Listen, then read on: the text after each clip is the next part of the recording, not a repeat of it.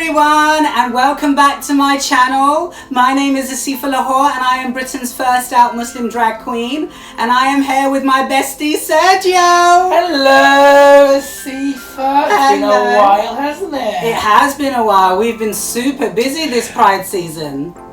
We have done a crazy number of Prides, but it's been so wonderful to go up and down this merry isle of ours and seeing all the various community prides and have everyone just really take, pride and be proud of their LGBT status and just being LGBT. Amen. And we love our British Isles, don't we? We love it. We are friends with so many people that work on the railways. Oh yes. Up and down. Yes, special friends. Events. Special friends. Special friends of our video series. Today we are here talking about Drag World UK 2019. It was our first Drag World, and it was so amazing, especially after 2 years of missing out for various reasons. It was so good to be right in the midst of it. Yes, exactly. And for those of you who, I'm sure everyone knows what Drag World UK is, but those of you who do not know, I always like to do a bit of explaining. Please do. Drag World UK is Europe's largest drag convention. It takes place at Kensington Olympia, and 2019 was its third year, and we were there with Exotic Jewels. Yes, and Exotic Jewels is our range of custom-made costume jewellery inspired by Bollywood, by Arabic culture, and it's designed and made by the two of us in London. So we were there mostly for business, also for pleasure. We were there for business and pleasure, honey. Did you have lots of pleasure? I did. I got this wig from there. I remember it. It is beautiful. Do you remember which stand? Don't know. It's beautiful, eh? It is. Yeah. We'll give them a little shout out in the comments later. Definitely. What was your highlight as a attendee of Drag World? What I loved about Drag World was that obviously we were there on business, right? We were there promoting our exotic jewels. But what I loved about it was there was a sense of liberation and freedom. Like, there was so many people that are obviously drag fans, but also drag race fans. There were a lot of drag race queens from the US with their booths, and the lines and the queues were going around like all the marketplace areas, especially where we were as well. I mean, our stall was very close to Trixie, very close to Willem, very close to Derek Berry. Alaska as well. And what I loved about the whole convention was there was this sense of expression and liberation and freedom from everyone who attended. And there were moments when I went away from our stall and just went and just... Which is typical for Asifa. She goes off on her little walks and adventures. And I spoke to like so many UK queens, drag race queens, and just, it was just alive. Like, the whole thing was alive, and I loved it. I've never been in a space where everything was about drag and allies and queer businesses. That it just blew my mind. I loved it. And do you know what? I think it's going to be even bigger next year, because obviously if RuPaul's Drag Race UK is launching later this year, October the 3rd, video to follow about RuPaul's Drag Race UK. But what the amazing thing is, next year I think Drag World UK is just going to blow the roof. Yeah, I think we are about to experience a wave in popularity and a growth in drag within the mainstream and within the UK as well. UK, yes. I was sat primarily at our booth, and can I just say that what I got from it was the sense of authenticity. I had families, I had friends, I had sisters, I had people who were there to celebrate the art of drag, be them fans of RuPaul's Drag Race, be them fans of the art form that is drag. And there was just a sense of live and let live. People were so happy just being themselves, and there was a sense of acceptance and love that I've never really felt at an expo or a show like that before. It was this real sense of brotherhood, sisterhood rather. Yeah. And it was real, like it was a long 2 days. And adding to that, what I loved about it was it didn't matter about sexual orientation. It didn't matter about gender even. I mean, there were a lot of heterosexual girls that were dressed up in drag. Their boyfriends came in support of them. Yes. It just blew my mind that everyone was there for the love of drag. I loved, seeing children, be them children, like 5, 6, or adults with their parents who are out to support and were really just feeling their fantasy and loving this space. Amen. Loved it. So, shall we talk about the Saturday? Let's talk about the Saturday. So, yes, but realistically, we should also mention the Friday because we were there to set up, which was seamless. Shout out to the security, who was so incredibly friendly. And I want to shout out to one particular guy in particular. His name was Kyle, and he was fit. And who was Kyle? Kyle. Wasn't he the one who helped us with the table? Oh, Kyle! Oh, Kyle! he was gorgeous. Oh, he was like an Adonis golden. He was golden. He had a good body from what I could see in that t-shirt. I threw myself on that table. He was bearded. He had long sort of blondish hair up to his ears. And he spoke a bit like that, like, I'm from Essex. Oh, and he carried that chair with such finesse. And he helped us with our tables and chairs. And yes. For those 2 minutes, I was totally in love. I was imagining him with the children. White picket fence, everything. He was it. I was the nosy neighbour next door going, Asifa, there's someone over there waiting for you. Like, move it! And take control of my man. And my man's guns. He had guns. Oh, he was handsome. Anyway, the setup was absolutely seamless. We spent 2-3 hours setting up the store? Yeah, we had amazing neighbours. We had Kimono. Yeah. Next to us, we had Minority Beauty. We had Lash Factor. Lash Factor. And they were incredible neighbours for those 2 days. Yeah. Really supportive and also really loving the whole art form. Yeah. Which was amazing. Loving it. And in front of us we had Tuck Shop.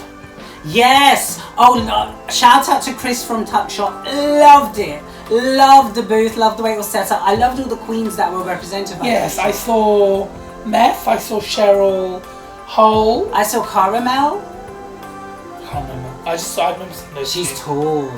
Oh. Anyway, so second day. So Saturday, I was only there for 1 hour. Oh yeah, first day. So doors opened, at 10? 10. And I was there till about 11:30. The reason being is I had to shoot off to Warwickshire Pride and perform there. So I kind of missed the entirety of Saturday. Yeah, left me to hold the stall. But it was amazing.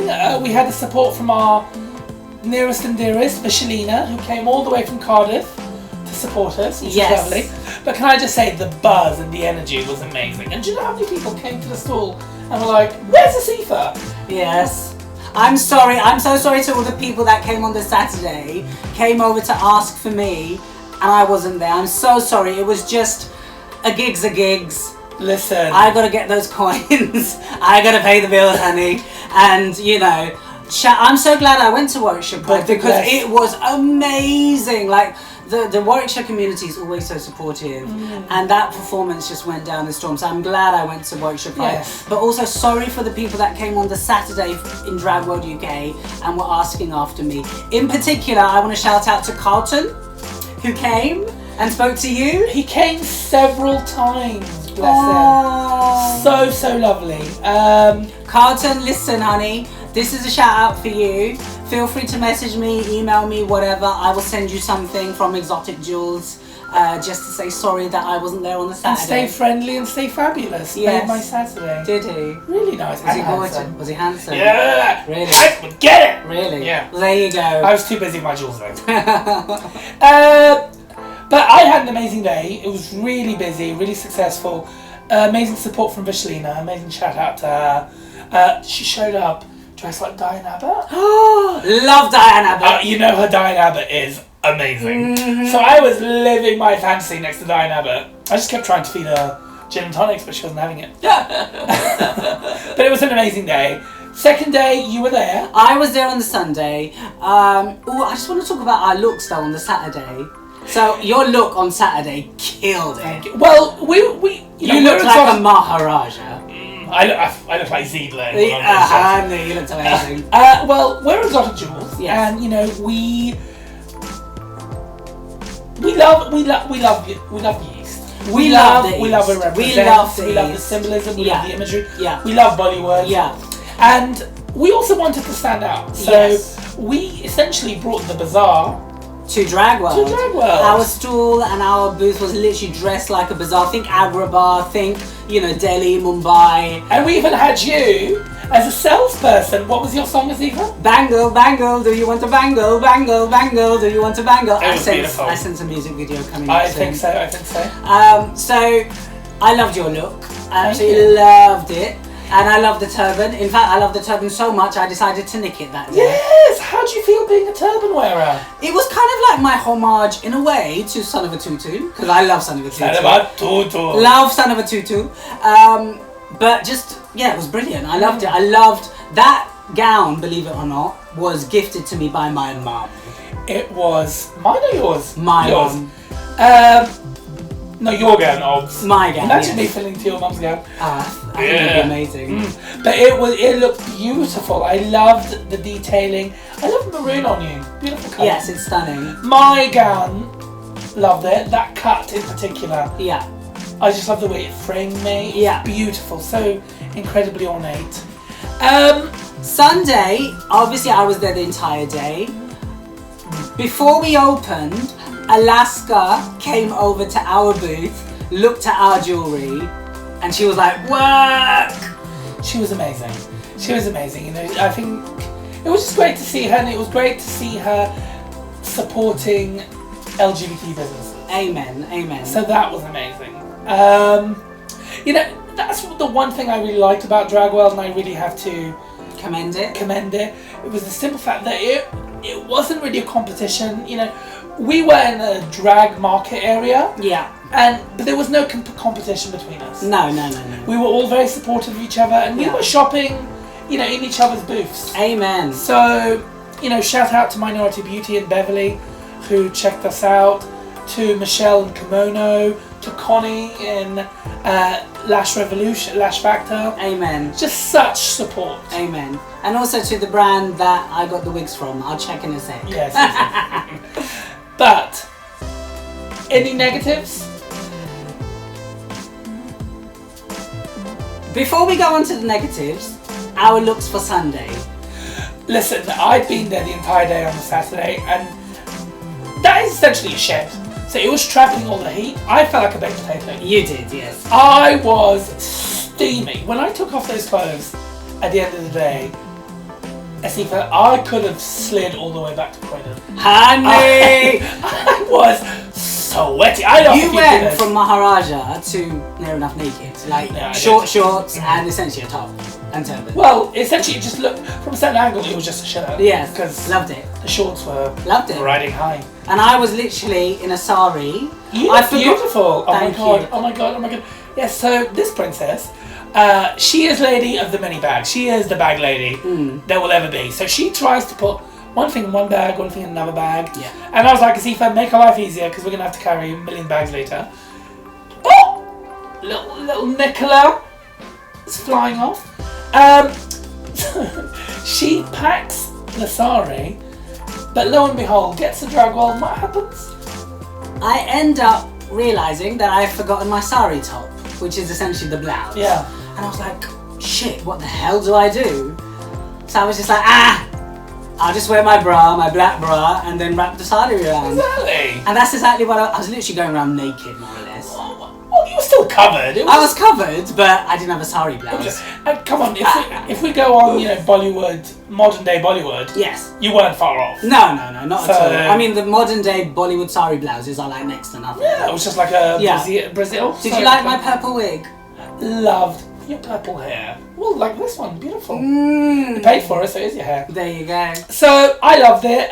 My only issue that I had was there'd been a lot of publicity about Drag World having gender-neutral toilets, which I think is great.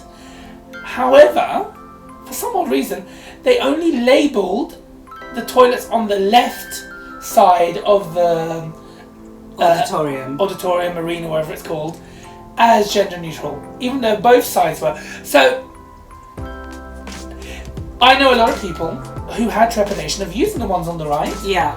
Because, you know... They weren't aware. Because they weren't clearly labelled. Yeah. And what is the point, in a way, of making such fanfare of having that if you're not going to clearly label it? Amen. That was my only concern. You know, I used those toilets. What I did think was great was that it explicitly said, you know, not all disabilities are visible, so it was catering to anyone who suffers from a disability, hidden or... i.e. me. I suffer from a disability that isn't visible. So that was great, and I was able to use female toilets or, you know, gender-neutral feminine spaces without any issue. Yeah. But I think that should have been labelled. Agreed. And one thing, another negative that I realised was the lack of BAME representation. And for those of people that don't know what BAME is, Black and Asian minority ethnic communities, you know, in terms of, and when I mean BAME representation, I mean in terms of the talent that's put on stage and also the people turning up as in attending. There were quite a few queens performing. Something that I will... to be honest, besides Latrice Royale and Shea Coulee from the American side, and Caramel, and one other queen that I can't remember from the UK side, that was it. Yeah. But then there is the wider issue of the fandom, particularly the Drag Race fandom, being overtly racist. And this is an issue that we can't ignore. Take into account that certain queens, especially BAME queens, their social media presence pales in comparison to their white counterparts. Yeah. And the racist vitriol that many of them experience. We can't ignore that. And, you know, we've been to gigs ourselves where the BAME queens, their meet and greets are tiny in comparison. Very true. So there is, and just look at the issues that all these, you know, queens face online. You know, Asia O'Hara. Yeah. What's her name from this year? Munch Munch Crunch Crunch. Silky Ganache. You know, there's poor Kennedy. Oh, she's off. Nicola's just not having it. Yeah, she's not having it. So there have been... Shout out to Dora and Sparkles, who make the most beautiful unicorns, our dear friend Julia. I think there's a real issue, and at the end of the day, Drag World was and is a business. Because let's be honest, they were making money out of it. Everything had a price on it. Yes. It felt very much like a money-making scheme. And I wouldn't be surprised if, cynically, they chose the queens that would attract the most people. Yes, I get that. Which, as sad as it is... Yes, it's a business and I get it, but I just wish, you know, let's be honest, the queer community is being capitalised on because of pride, essentially, and also the rainbow pound and the pink pound. And I just wish that, yes, I get that certain queens will attract more business, but do your bit also for the community in representing and, you know, diversity and inclusion as well. Don't just turn a blind eye to it just because of money. But that's my 2 pence on the whole thing. In general, for me, I had a great experience. Exotic Jewels had a great showcase. And we will definitely be there next year as well. We will be there. Please follow Exotic Jewels on Instagram as Exotic Jewels LDN. You can find her through Asifa's Instagram. Yes. And you can follow me on all the channels, all the social media channels, Twitter, Instagram, Facebook, at Asifa Lahore / Asifa Lahore. And, you know, Drag World has been such a great experience. Who knows? We may even expand it to RuPaul's Drag Con in the US next year. Watch this space. But for now, girls and boys and everyone in between. We'll see you soon. Bye.